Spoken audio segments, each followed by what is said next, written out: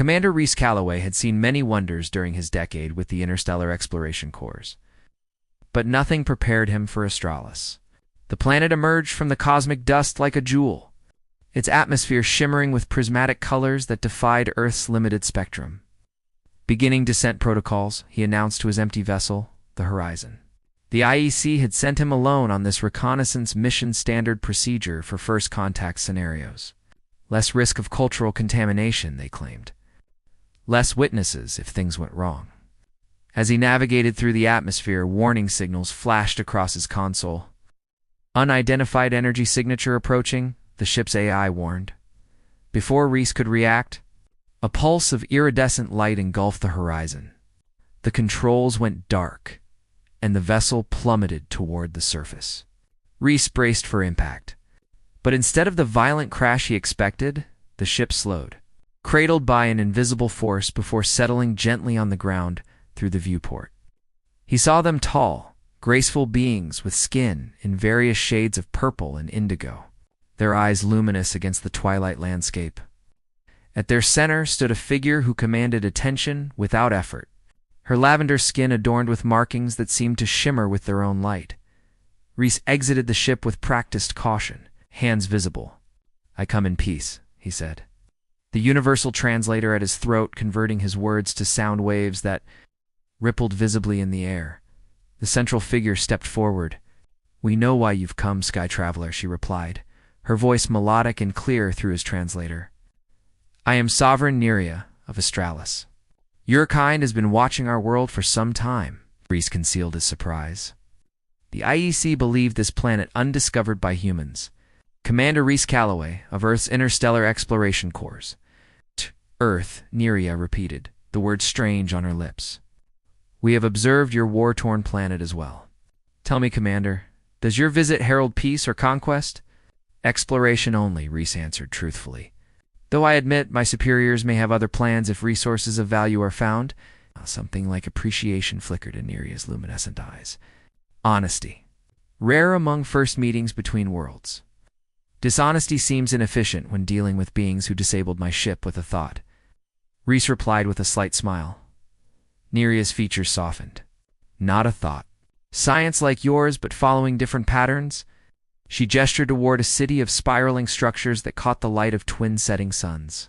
"Come, you will stay with us while we repair your vessel. Perhaps we might learn from each other." As Reese followed Neria, he noted how her attendants regarded her with reverence but also protection. She was precious to them, not merely powerful. That night, in quarters provided within the Sovereign's palace, Reese transmitted a coded message to Earth. First contact established. Civilization advanced.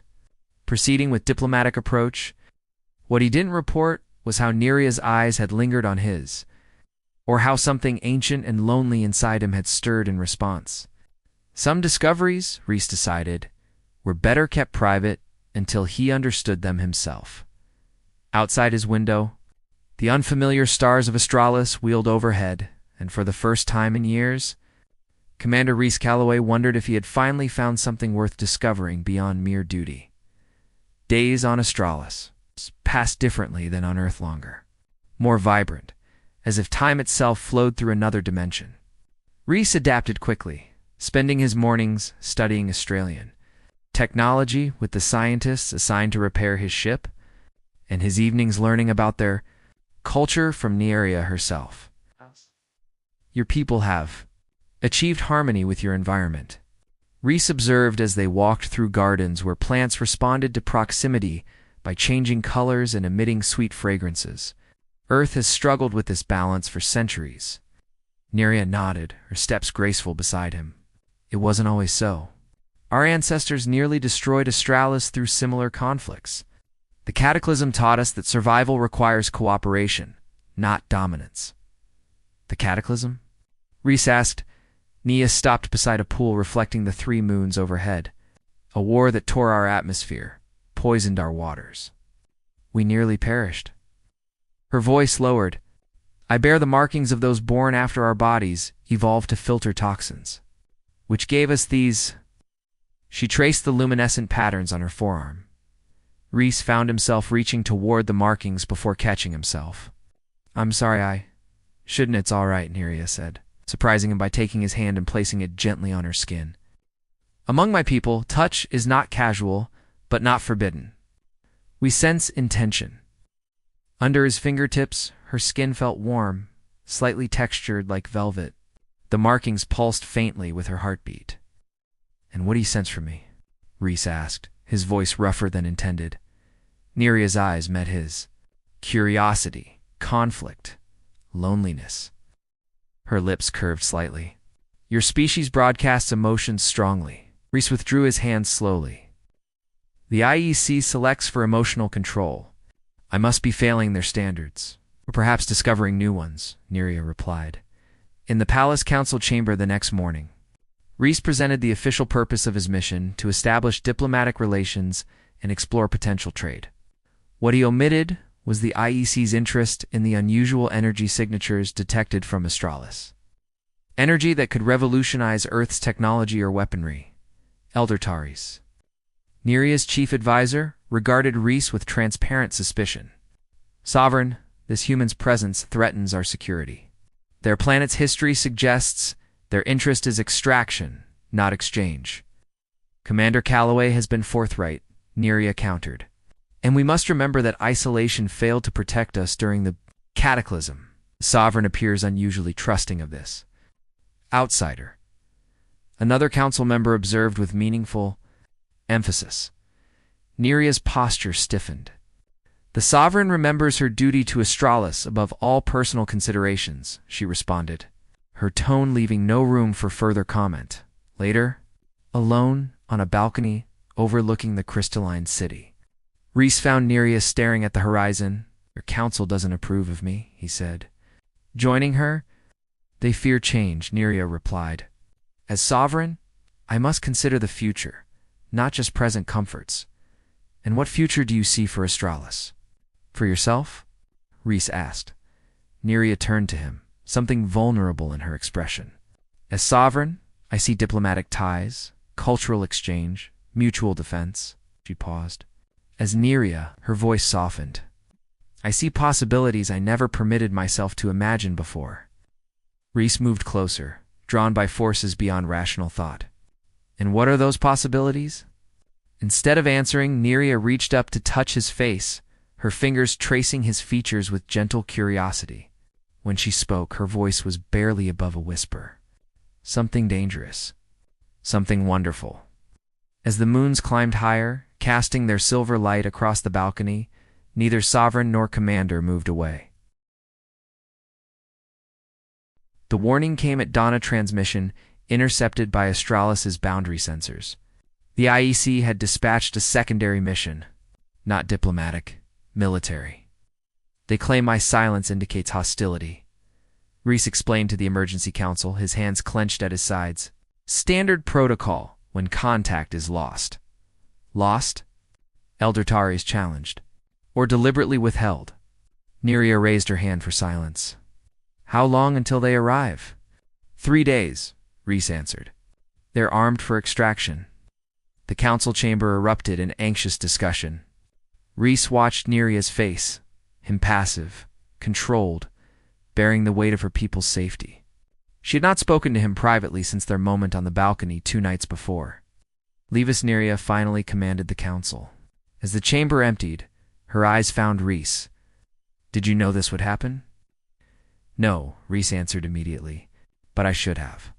My reports have been deliberately vague. The IEC assumes I'm being coerced. Are you?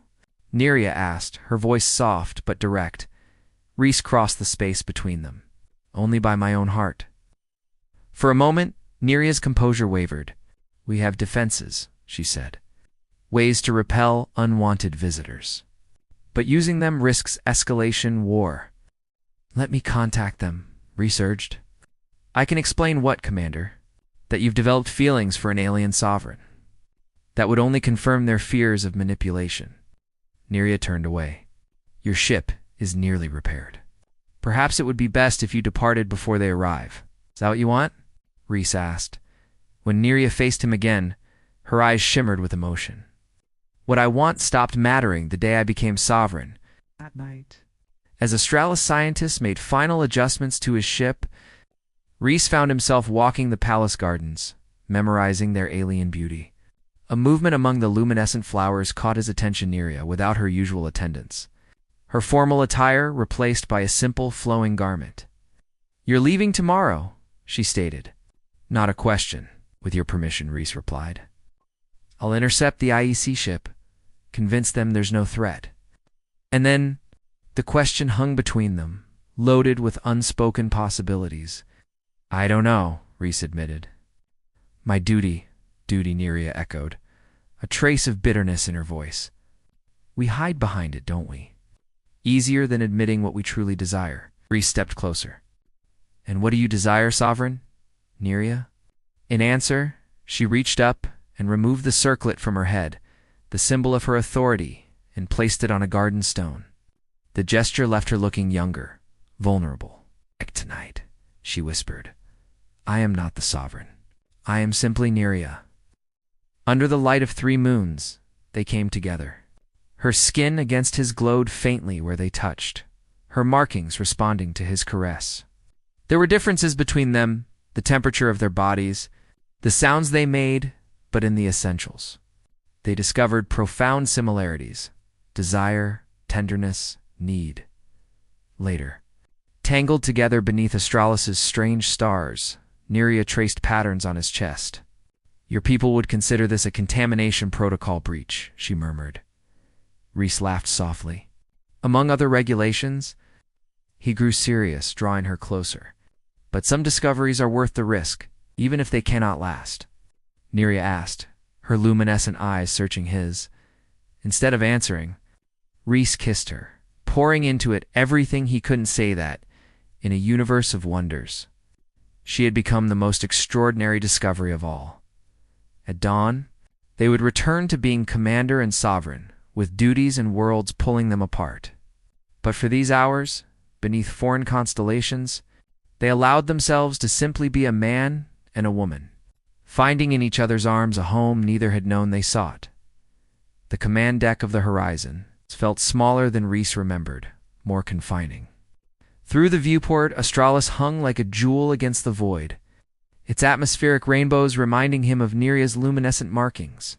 His hand lingered on the communication panel, the message to the approaching IEC vessel prepared but unsent. Commander Calloway to IEC Interceptor Valiant. Stand down approach. First contact successful. Diplomatic relations established. Returning with full report. Simple words. Professional. Nothing of how the Sovereign's touch had awakened something dormant within him, or how leaving felt like tearing away part of himself. The door to the command deck slid open. Nerea entered, once again, the perfect image of the Sovereign circlet in place, posture regal, eyes carefully neutral. "Your council agreed to my plan?" Rhys asked. "Not unanimously," Nerea admitted, "but they acknowledge its logic. You intercept your people, prevent them from reaching our atmosphere. We remain hidden, protected. Everything we discovered together remains classified." Rhys finished. The words tasted bitter. Nerea's composure flickered. "What alternative exists, Rhys? Your IEC seeks advantages military, technological. My first duty is protecting Australis." "I know." Rhys crossed to her, professional distance forgotten. "And I'll convince them there's nothing here worth their interest. A pleasant but unremarkable world. The greatest lie you'll ever tell," Nerea said with a sad smile. "One of 2, Rhys replied, the other being that I left unchanged." For a moment, they stood in silence, the ship's gentle humming emphasizing all they weren't saying. "There's something I must give you," Nerea finally said, opening her palm to reveal a small crystalline object that pulsed with inner light. A memory crystal. "Among my people, they store experiences, emotions. Nerea, I can't accept, please," she interrupted. "It contains ... me. Not state secrets. Not technology. Just moments. What the stars looked like on my homeworld when I was young. The sound of our oceans." Her voice softened. "The memory of last night." Rhys took the crystal carefully. Against his skin, it warmed, responding to his touch as her skin had done. I have nothing to give in return. You've given enough, Nerea said. More than duty required. More than wisdom allowed. The ship's console beeped. The IEC interceptor had entered the system's outer boundary. Time had run out. I should go, Nerea said, stepping back, rebuilding the walls between them. Rhys caught her hand. When I deliver my report, I'll request assignment as permanent ambassador to Australis. It might take months, but Nerea stopped him gently. My council has voted. After you leave, we will activate the planetary shield. No ships will penetrate our atmosphere, not your military, not even you. We cannot risk exposure. The finality in her voice struck him like physical pain. For how long? Until we determine Earth is ready for true exchange? Perhaps decades. Perhaps centuries. Rhys felt his carefully constructed future crumbling. Then this is goodbye, it must be, Nerea confirmed, though her eyes betrayed her heart. In the precious minutes that remained, words seemed inadequate. Instead, Rhys drew her close one last time, memorizing everything: the subtle fragrance of her skin, the precise shade of purple that deepened when she was emotional, the way her markings brightened at his touch. When they finally parted, Nerea reached up to touch his face, as she had that first night on the balcony. Some souls find each other across impossible distances, she whispered. Perhaps ours will meet again in more fortunate times. She left the ship without looking back, her sovereign dignity intact. Only Rhys saw how her fingers trembled as she removed his hand from hers. An hour later, as the horizon broke atmosphere, Rhys watched Australis shrink beneath him. In his pocket, the memory crystal pulsed warmly. A small piece of her he carried into the stars. The IEC interceptor waited at the system's edge. Weapons powered but inactive, duty called him forward. But as Rhys set course to meet them, his fingers hovered over the navigation controls, calculating not just coordinates, but possibilities, consequences, and the immeasurable distance between what one must do and what one must become. 6 months passed. On Earth, Commander Rhys Calloway became the IEC's leading authority on theoretical xenobiology. His report on the unremarkable humanoid species of Australis filed away as a low-priority discovery. His recommendation against further contacts, citing resource inefficiency and minimal strategic value, was accepted without question. His promotion to science director came with congratulations and a groundside posting at IEC headquarters in Geneva. Each night, in the solitude of his apartment, Rhys held Nerea's crystal, letting her memories wash over him: Malian sunsets, ancient songs, the feeling of her beside him. The crystal dimmed gradually with each viewing, its energy finite, each remembrance bringing him closer to losing her completely. On the final night, when the crystal flickered weakly in his palm, Rhys made his decision. By morning, his resignation was submitted. By evening, he had purchased a small exploration vessel with his military pension, outdated but functional, equipped with specialized modifications from black market engineers who asked no questions. The IEC tracked him as far as Jupiter's moons before his ship disappeared from their sensors. They would assume an accident, a tragic end to a promising career. None would guess he carried detailed plans for bypassing Australis's planetary shield's information, carefully omitted from his official reports. 3 months of solitary travel through vast emptiness tested his resolve, but the fading crystal kept him focused. By the time he reached Australis' system, the crystal had gone completely dark, its memories preserved only in his mind. The shield surrounding Australis appeared impenetrable, a shimmering barrier visible even from orbit. Rhys activated the countermeasures he'd designed based on his observations of Australian technology, not to breach the shield, but to communicate through it, sending a signal on frequencies only Nerea would recognize. For 7 days, he waited, broadcasting the same message, a simple pattern matching the luminescence of Nerea's markings when she had last touched him. On the 8th day, a small opening appeared in the shield directly below his position. Without hesitation, Rhys guided his ship through. The landing was rougher than he'd hoped, his vessel touching down in a remote area far from the capital. As the dust settled, he saw figures approaching royal guards, weapons ready. At their center walked Nerea, her sovereign circlet, catching the light of the setting suns. Rhys emerged from his ship slowly, hands visible, heart pounding. The guards surrounded him immediately. "You violate our isolation decree," one stated coldly. Reese kept his eyes on Neria, who maintained a careful distance. "I come seeking asylum," he replied formally. "I have abandoned my position, my planet. I arrive with knowledge, but seek nothing in return except permission to stay. Why would we grant this?" Elder Therese demanded, stepping from behind the guards. "Your return endangers everything." Before Reese could answer, Neria spoke. "Leave us."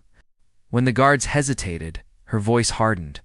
Now, reluctantly, they withdrew to a respectful distance. Only then did Neria approach him, her expression guarded. "You shouldn't have come back," she said quietly. "The council will never accept your presence." "I'm not asking them," Reese replied. "I'm asking you." "As sovereign, I must not as sovereign," Reese interrupted gently. From his pocket, he withdrew the darkened crystal. "As Neria, the woman who gave me her memories. The woman who showed me that some discoveries change us forever." Aria's eyes fixed on the depleted crystal. "You used them all." "I needed them to find my way back," Reese said. "To find you." Something shifted in her expression, a wall crumbling, a door opening. Slowly, she reached for the crystal, her fingers brushing his. Where they touched, her markings brightened. "The council will demand explanations," she whispered. "There will be conditions, restrictions. You may never leave this planet again." "I've seen enough of the universe," Reese answered. "I came back to explore just one world, yours." Neria's free hand rose to her circlet. For a moment she hesitated, millennia of tradition and duty weighing against one impossible choice. Then, with deliberate movement, she removed it. "There will be consequences," she warned, but her eyes held no regret. "There already are," Reese replied, drawing her closer. "I've crossed galaxies, abandoned my world, risked everything." "Why?" Neria asked, though her brightening markings suggested she already knew. In answer, Reese closed the final distance between them. Above the 3 moons of Australis, aligned in rare conjunction, bathing them in silver light, behind them, the royal guards looked away discreetly. Beyond the mountains, the crystalline city sparkled, unaware that history was shifting course. "Because," Reese whispered against her skin, "some voids were never meant to be crossed alone." In the days that followed, the council debated, compromises were reached, and history recorded the first human granted permanent residence on Australis. What the official records didn't capture was the sight of the sovereign walking the gardens at twilight. Hand in hand with an alien visitor, her circlet occasionally absent, her luminescent markings glowing with unprecedented brightness. And on nights when all 3 moons aligned, those with keen eyes might glimpse 2 figures on the highest palace balcony, not commander and sovereign, not alien and native, but simply 2 beings who had discovered that across the vast cosmos, the greatest journey is the one that brings 2 hearts home to each other.